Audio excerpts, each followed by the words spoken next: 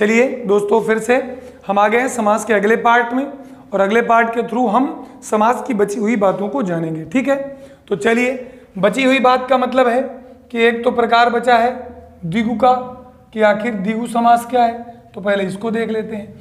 बच्चा हो, लल्ला हो, बिटवा हो, ध्यान देना, ध्यान ये देना कि इसमें एक बात कंफर्म होती है, संख्यावाची। क्या कंफर्म होती है? संख्यावाची। तो संख्यावाची तो ये होगा, और संख्यावाची क्या? विशेषण। तो दूसरा क्या होगा?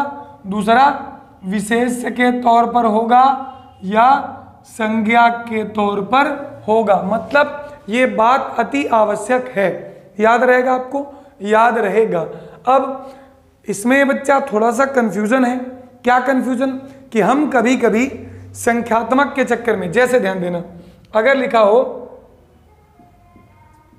चतुरानन, अब ये चतुरानन में चतुर से नहीं है, चतु माने 4 से और आनन माने मुंह से। तो बच्चा जब ऐसे कोई समास आएंगे जिसमें संख्या हो और संख्या के बाद संज्ञा हो, लेकिन वह किसी पर्टिकुलर की ओर इशारा करेगा, तब हम इसको द्विगु समास में नहीं रखेंगे। और मैं वादा करता हूं, मैं एक क्लास अपवाद की लेकर आऊंगा। किसकी लेकर आऊंगा? समासों के अपवाद। ठीक, और उन अपवादों में मतलब ऐसा अपवाद होगा कि हम क्या सोचते हैं और उत्तर क्या निकल जाता है। तो ये मेरा प्रॉमिस है आपसे, और इस प्रॉमिस को निभाने का काम किसका है? मेरा है। तो मैं बेहतरीन समासों को आपके मतलब ऐसे अपवादों को लेकर मैं आप तक आऊँगा, ये मेरा आपसे वादा। तो फिलहाल एक बात आप समझो कि द्विगु वह होगा जिसमें संख्यावाची विशेषण हो और विशेष्य हो, और वो किसी पर्टिकुलर अर्थात व्यक्तिगत की बात ना करता हो। जैसे अगर लिखा है पंचरात्र, बन जाएगा 5 रात्रियों का समूह, पंचरात्र। नवरात्रियों का समूह, नवरात्र। ठीक, नवरात्र, नवरात्रियों का समूह। अगर लिखा हो चौराहा, 4 राहों का समूह, हो जाएगा पंचवटी, 5 वटों का समूह। बनेगा कि नहीं बनेगा? तो अगर संख्या के हिसाब से आ रहा है तो दिक्कत की बात नहीं है, आपको कोई दिक्कत नहीं होना चाहिए इसको। ठीक, जैसे त्रिवेणी आ जाए तो भी इसी में आएगा, आएगा कि नहीं आएगा? बोलो जल्दी से। त्रिवेणी भी आ जाएगा। तो ऐसे जितने संख्या वाले आए, त्रिकाम आ जाए, त्रियामा आ जाए, अष्टाध्यायी आ जाए, आ जाएंगे। अब अष्टाध्यायी, अष्टाध्यायी, अष्टाध्यायी पाणिनि की है, तो इससे आप पर्टिकुलर में मत लेना। अष्ट और अध्याय, अष्ट अध्याय है, इसलिए ये अष्टाध्यायी मानी गई।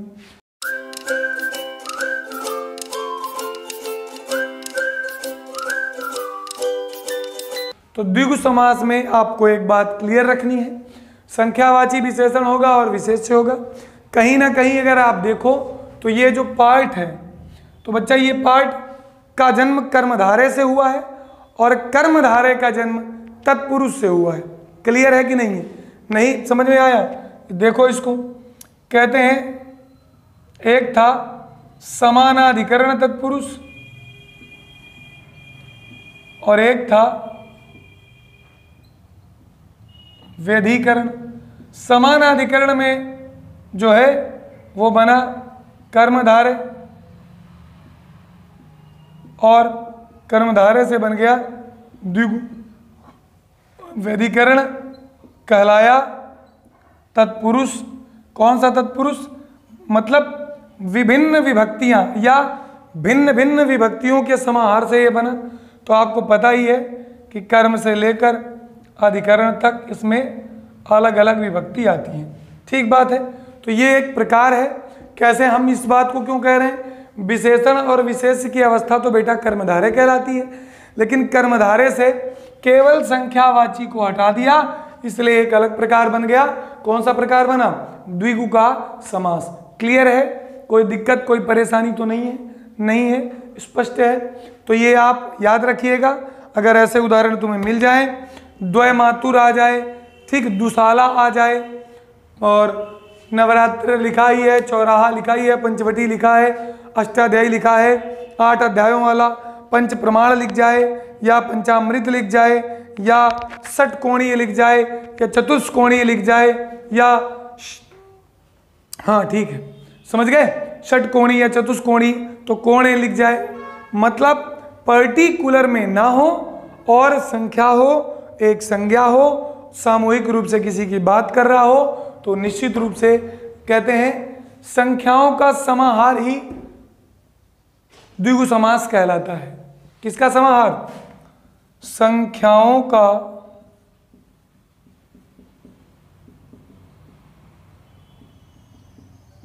समाहार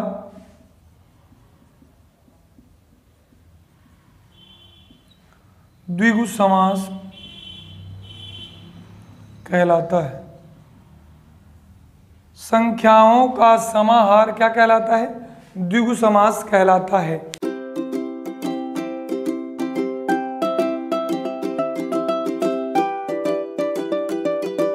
बहुब्रीहि समास,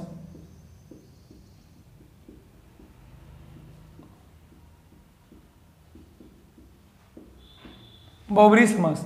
बच्चा आप इसको ध्यान रखो, इसको कहते हैं कि कोई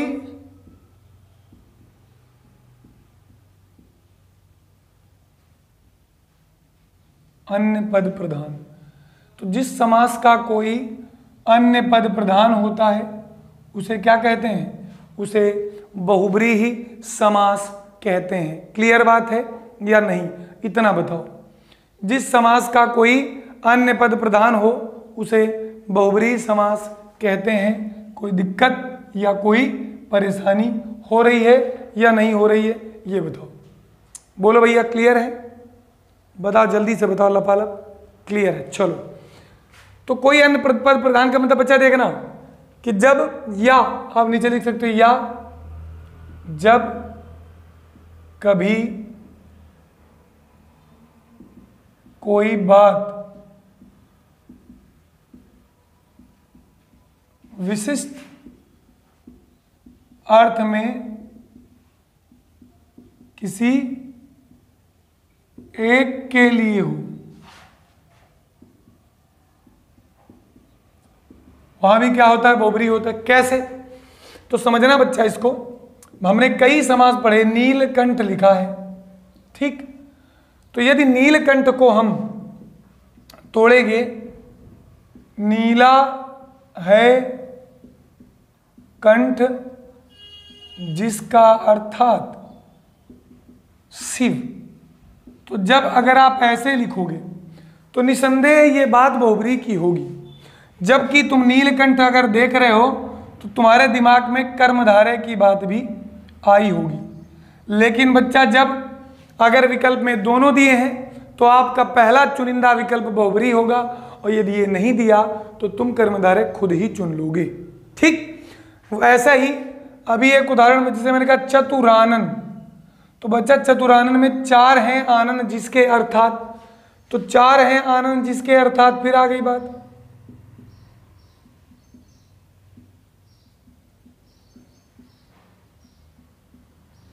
चार हैं आनन जिसके अर्थात कौन?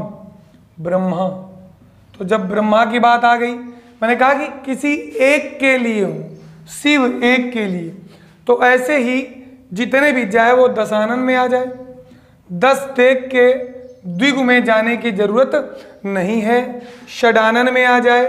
षट आनन है तो ये दशानन रावण के लिए है, षडानन कार्तिकेय के लिए है, समझ गए। अगर आ जाए एक दंत तो ये गणेश के लिए है।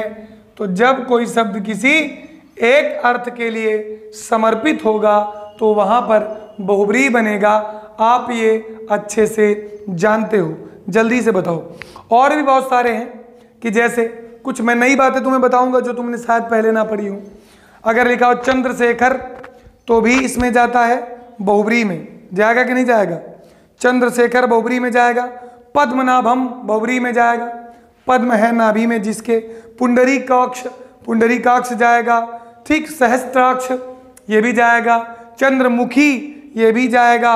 मुरलीधर ये भी जाएगा। पंजाब ये भी जाएगा। और एक बात, बारहसिंघा याद रखिएगा, ये भी जाएगा। समझ गए?